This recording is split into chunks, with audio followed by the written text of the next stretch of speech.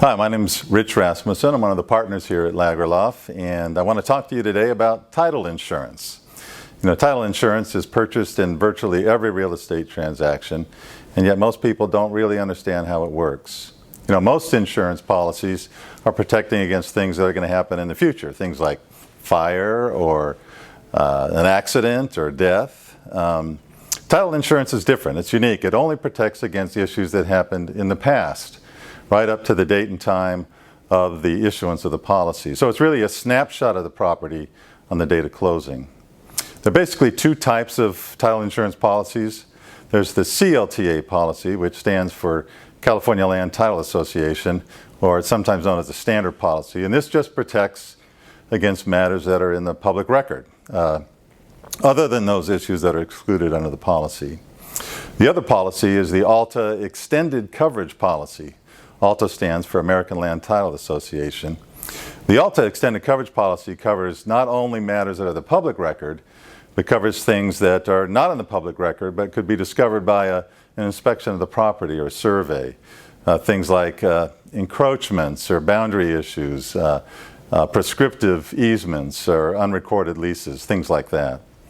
And so the ALTA Extended Coverage provides additional protections, and you'll find that almost every commercial lender and every buyer of a significant commercial property will want the ALTA Extended Coverage Policy. Typically in California, the cost of a title policy, at least for a CLTA, is borne by the seller of the property. Incremental costs that go for the ALTA Extended Coverage or for endorsements, which I'll talk about in a second, those would typically get picked up by the buyer. The title policy is basically broken down into 5 component parts. First one is Schedule A. Schedule A deals with vesting. You're always going to want to make sure that you have looked through the legal implications of how title is vested. It'll deal with the legal description. You want to make sure that the legal matches the vesting deed and clearly describes the property. It'll include the amount of insurance, which is typically the purchase price for the property. The pricing for title insurance is statutorily driven, so once you determine the amount of coverage, the pricing is driven by statute. The second component part is the pre-printed exclusions.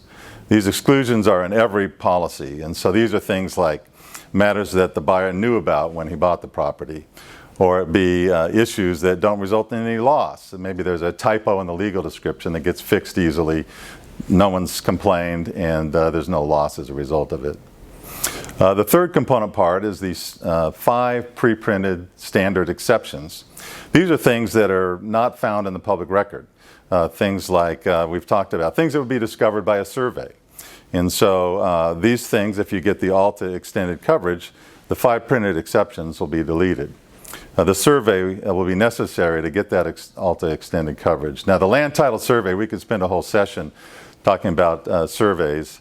Basically, it's an aerial depiction of the property. It shows all the boundary lines. It shows, plots the easements, shows where the improvements are, all those things that are very helpful for you as a buyer, but also allows the title company to issue the ALTA Extended Coverage.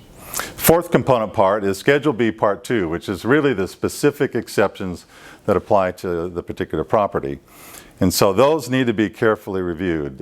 Sometimes you can look at the exceptions and find that they no longer apply. They have date-specific duration. Sometimes you'll read these and find there's restrictions imposed by these, like in a CC&R, that will restrict how you can use the property, and so it's important to review those. The fifth section is just terms and conditions.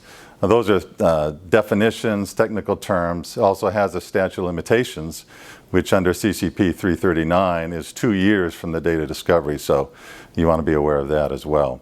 So once you've gone through Schedule A, you've got the vesting and description right, you've maybe enhanced the coverage with the ALTA Extended Coverage, you've refined the specific ones that are listed in Schedule B Part 2.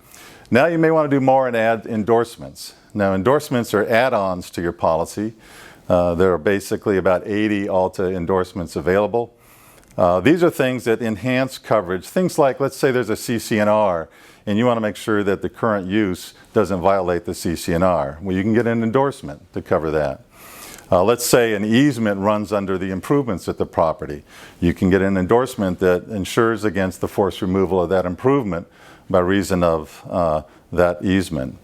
These are typically of minimal cost, and so those are worth looking at as well. They cover everything: zoning, contiguity, access, all kinds of things that are important. And so those are ways to, at the end of the day, end out with a fully orbed and helpful title policy, and one that you understand what you're getting. Anyway, I hope that's been helpful. It's a complete flyover of title insurance. We have a substantial real estate practice here at Lagerlof. We'd love to help you with your next transaction. Thanks so much.